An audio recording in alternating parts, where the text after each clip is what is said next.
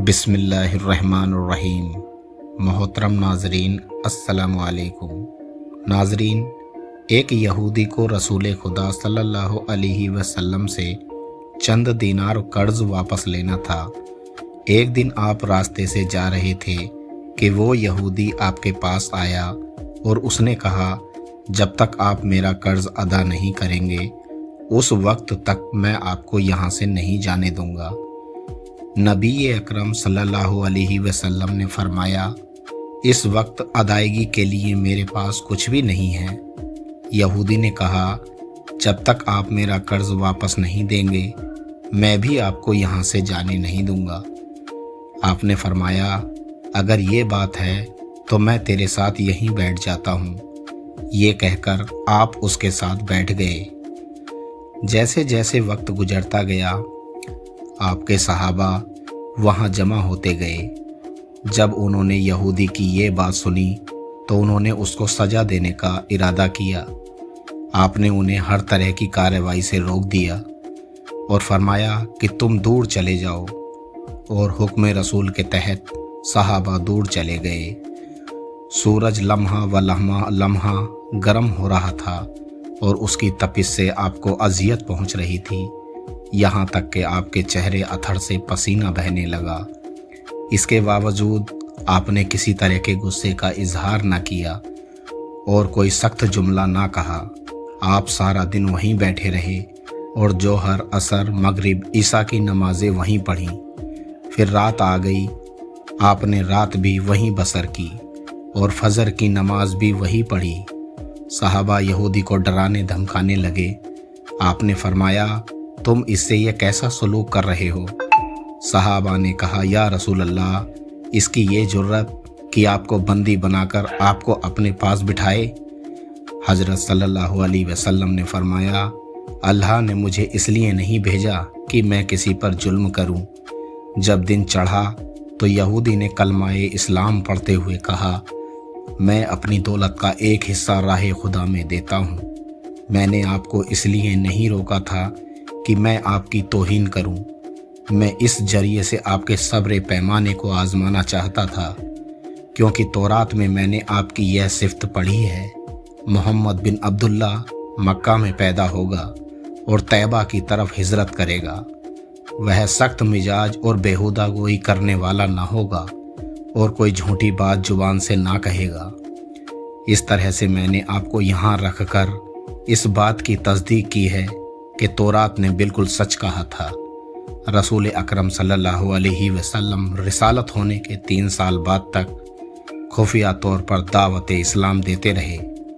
اس کے بعد اللہ تعالیٰ نے آپ کو حکم دیا کہ آپ کھل کر اللہ کا پیغام پہنچائیں اور لوگوں کو خدا کی طرف دعوت دیں۔ نبی کریم صلی اللہ علیہ وسلم کوہ صفا پر چڑھے اور آپ نے بلند آواز سے فرمایا، لوگو، میں اللہ کا رسول ہوں، تم اللہ رب العالمین پر ایمان لے آؤ۔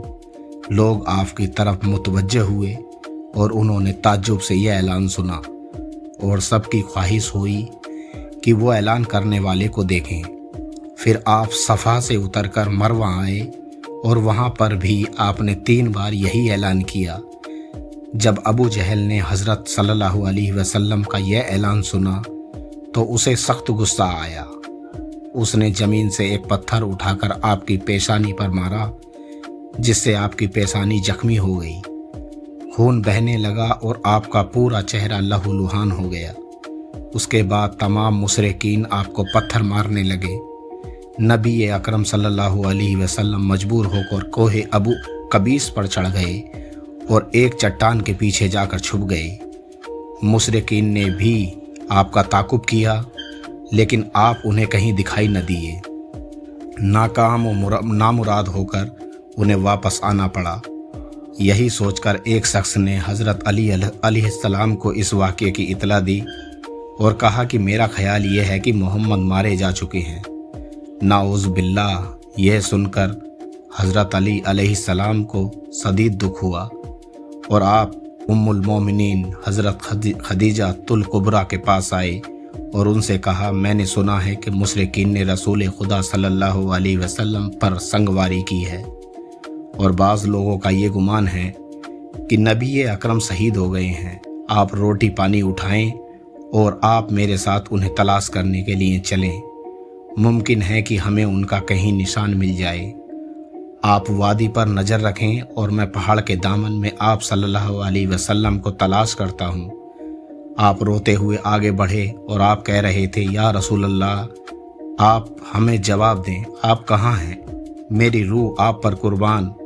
आप किस वादी में भूखे प्यासे हैं? आपने मुझे अपने साथ क्यों ना लिया था? हज़रत खदीजा रो रो कर फरियाद कर रही थीं, कोई है जो नबी मुस्तफ़ा की मुझे खबर दे, या किसी ने उन्हें देखा है जो मुझे उनके मुतालिक बतलाए। उस वक्त जिब्रील अमीन अलैहिस्सलाम रसूल खुदा सल्लल्लाहु अलैहि वसल्लम पर नाजिल हुए। उनके पीछे मलाइका की बहुत सी सफ़े थी। उन्होंने हज़रत सल्लल्लाहु अलैहि वसल्लम से कहा, खुदा बंदे जब्बार ने हमें आपके फरमान के तामील के लिए भेजा है। अगर आप चाहें तो हम इस कौम को तबाह कर देंगे और इनका कहीं दुनिया में नामो निशान भी दिखाई नहीं देगा। रहमतुल आलमीन ने फरमाया, मैं नबी रहमत बनाकर भेजा गया हूँ। मैं अजाब व इंतकाम का हामी नहीं हूँ। परवरदिगार मेरी कौम को माफ़ कर दे, वो मुझे जानते नहीं हैं।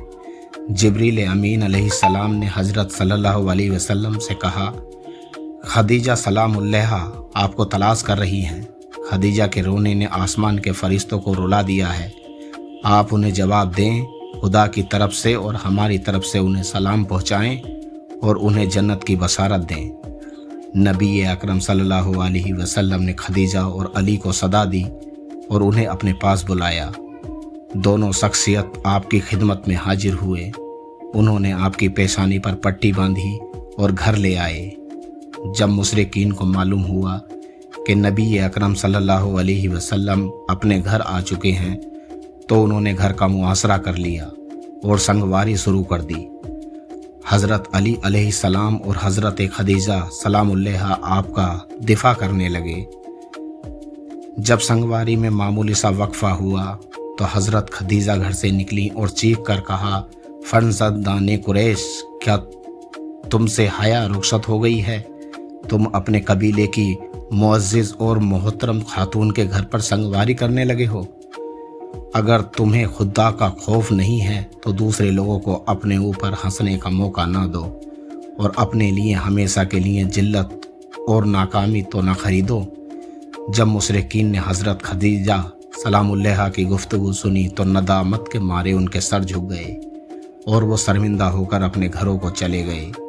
नबी अकरम सल्लल्लाहु अलैहि वसल्लम ने दावत इस्लाम का आगाज़ इन वाक़ियात के साथ किया था। आप पर करोड़ों सलाम हो। आपने लोगों को गुमराही से बचाने के लिए कदम कदम पर तकलीफ़ उठाई और सदमे बर्दाश्त किए। उम्मीद करता हूँ कि ये वीडियो आपको अच्छी लगी होगी। अच्छी लगी हो तो वीडियो को लाइक करें और इस तरह की वीडियो देखने के लिए हमारे चैनल को सब्सक्राइब करना ना भूलें। मिलते हैं एक और नई वीडियो के साथ। इजाज़त दीजिए। अल्लाह हाफिज़।